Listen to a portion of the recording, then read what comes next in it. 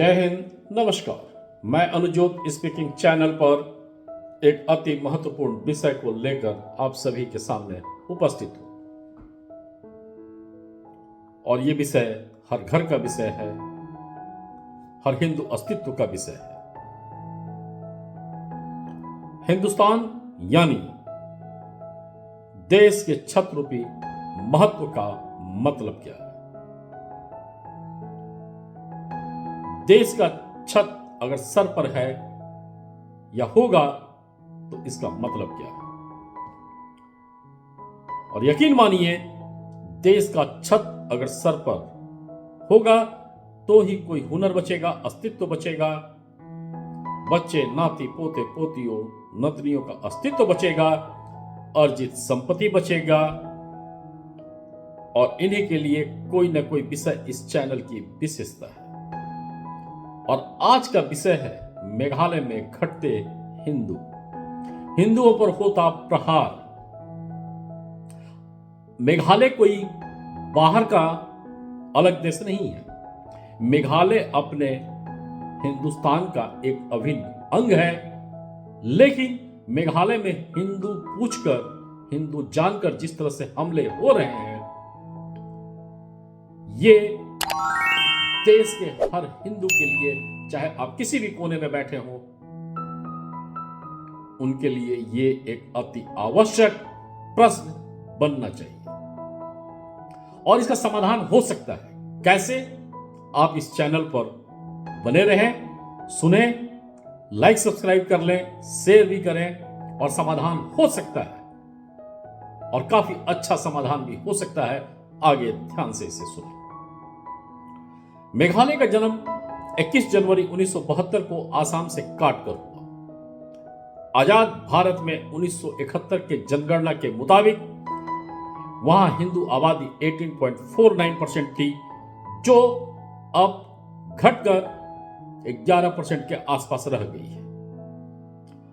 और क्रिश्चियन आबादी लगभग 33% थी, जो आज बढ़कर 75% के आसपास हो चुकी है।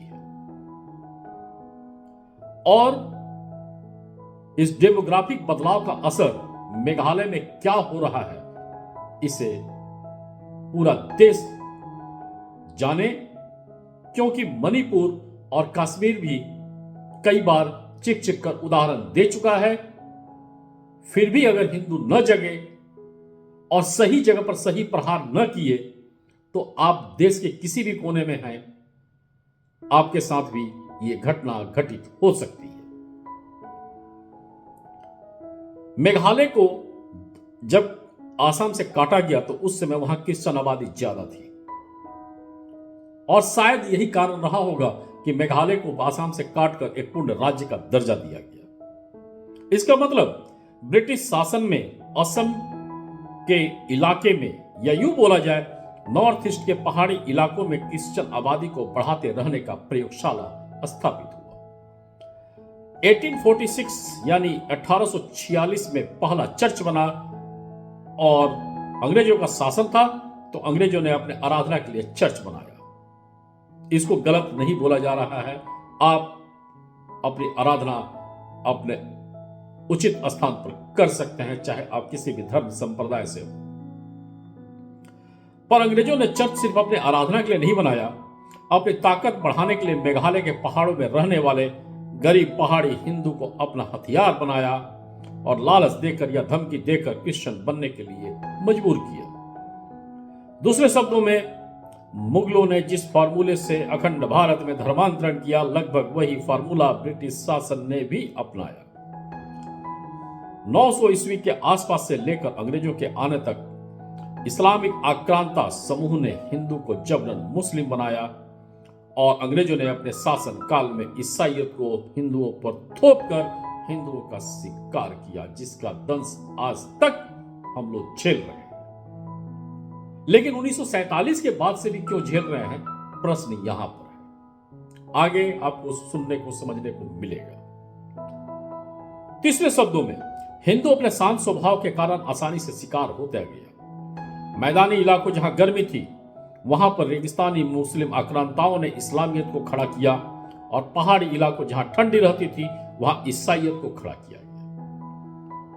यानी 900 ईस्वी के बाद से 1947 तक का शासन तंत्र के कारण इस्लामिक और क्रिश्चियन आबादी फली फूली। पर 1947 के बाद क्या हुआ, ये अब अति महत्वपूर्ण है। और क्यों हिंदू आबादी घटती गई, क्यों डेमोग्राफिक बदलाव होता गया, और अब हिंदुओं पर हमले क्यों हो रहे हैं।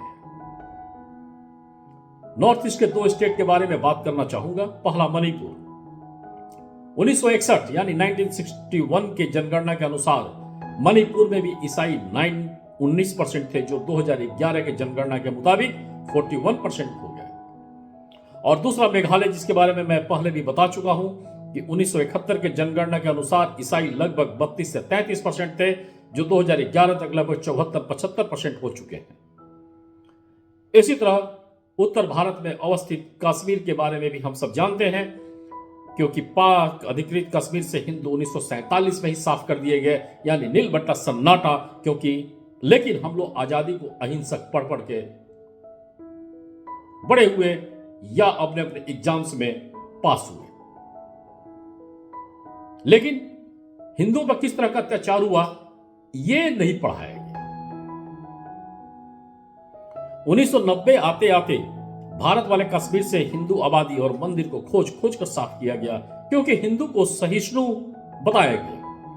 और आजादी के बाद भी सहिष्णु बन बर्बाद होते रहना आजाद भारत में सबसे बड़ी राजनीतिक महत्वाकांक्षा बनी रही। ऐसे ही कई शहर भी हैं जिनमें से उत्तर प्रदेश का संबल भी आज चिक चिक कर हिंदुओं पर हुए अत्याचार को बता रहा है। बंगाल के कई इलाके हैं जो चिक चिक कर हिंदुओं पर होते डेमोग्राफिक बदलाव के अत्याचार को बताते रहते हैं। ये सारे इलाके अपने भारत में हैं, अपने हिंदुस्तान में हैं, लेकिन यहां हिंदुओं का कोई अस्तित्व नहीं है। क्यों? इसके कारणों को आगे समझते हैं और सुधार भी संभव है।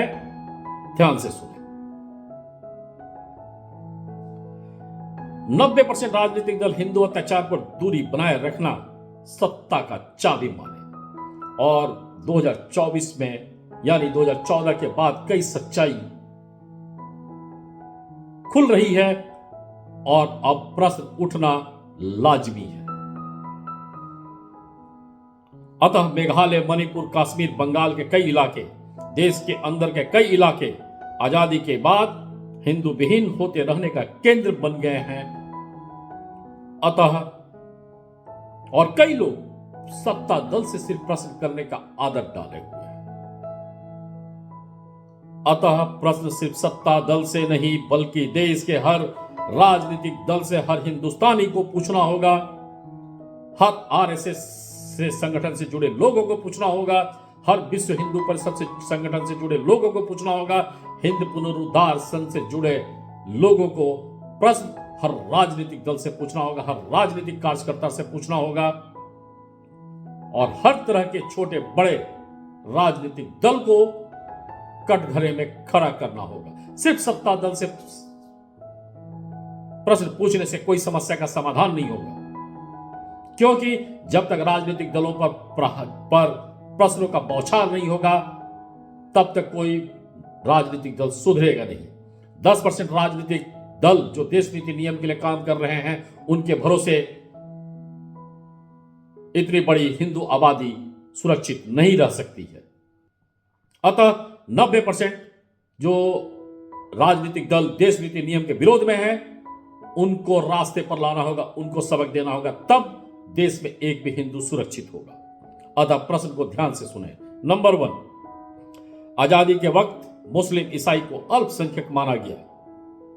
आजादी के वक्त मुस्लिम ईसाई को अल्पसंख्यक माना गया, पर किस रूल से उनको हिंदू इलाकों में हिंदू विहीन बनाते रहने का अधिकार मिला? नंबर 2, अल्पसंख्यक मुस्लिम और ईसाई पर हमले न होने का नियम बनाया गया, पर वे लोग हमले करते रहे और हिंदू पलायन करता रहे या बेमौत मारा जाता रहे। ऐसा किस रूल बुक से संभव हुआ? संविधान के किन बिंदुओं से यह संभव हुआ? नंबर 3, आजादी के बाद सेक्युलर देश घोषित हुआ, पर किस नियम से धर्मांतरण को खाद पानी दिया गया? जिसके कारण कई इलाकों में संविधान के अंतर्गत वाली अल्पसंख्यक आबादी आज बहुसंख्यक बनकर हिंदुओं पर अत्याचार कर रही है। नंबर 4, किस रूल बुक से अल्पसंख्यकों ने हिंदू के अधिकार को खत्म किया और हिंदू के जीने के अधिकार को भी खतरे में डाला। नंबर 5, किस नियम से बहुसंख्यक बनकर अल्पसंख्यक सुविधा के हकदार वे आज भी बने हुए हैं, जो कि देश के टैक्स पेयर का पैसा है। मित्रों ध्यान दीजिएगा, सच्चाई यह है कि मेघालय मणिपुर के हिंदू ही खतरे में नहीं है। भारत के हर कोने का हिंदू देश के 90% राजनीतिक स्वार्थ नीति के कारण खतरे में है। अतः वक्त के मांग के अनुसार हर हिंदू को हर तरह के राजनीतिक दल, हर तरह के व्यक्ति से प्रश्न करना होगा। सिर्फ सत्ता दल से प्रश्न करने से कुछ नहीं होगा, क्योंकि अगर सत्ता दल हिंदू विरोधी है, जैसा 1947 के बाद कई बार महसूस हुआ, और इसी के कारण आज डेमोग्राफिक बदलाव नासूर घाव बना हुआ है। अतः 90% राजनीति का चाल और चरित्र देश नीति नियम के विरोध में अनगिनत बार साबित होता हुआ प्रतीत हुआ है, तो ही देश विरोधी ताकतों को अमृत मिला है और धर्मांतरण को सुरक्षा कवच मिला है।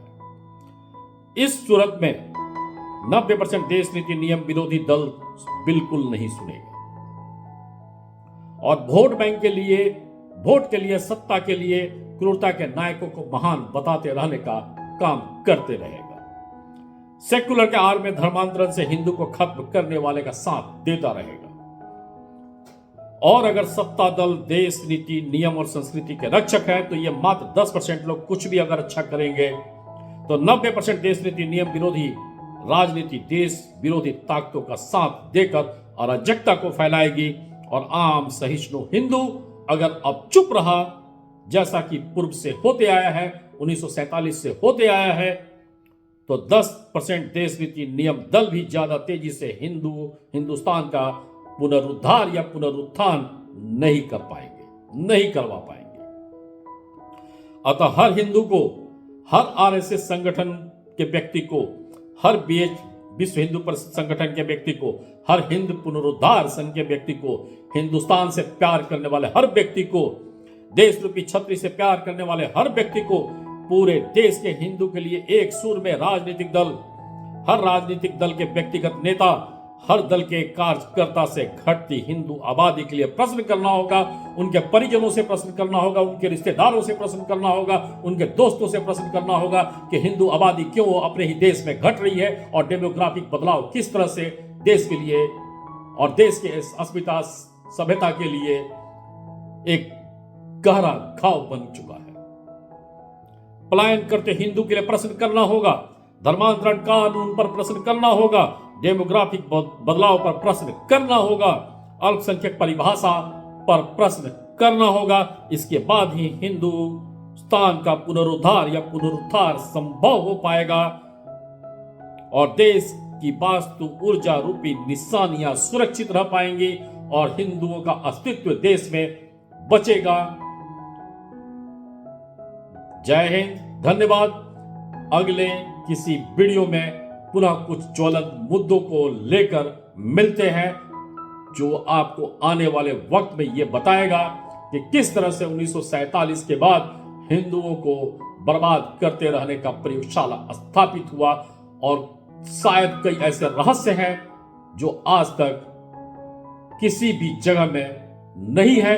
उन रहस्यों पर शोध नए सिरे से करना होगा, तब यह समझ में आएगा कि हिंदुस्तान में डेमोग्राफिक बदलाव का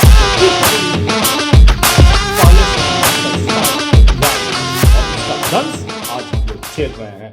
पुनः जय हिंद, धन्यवाद।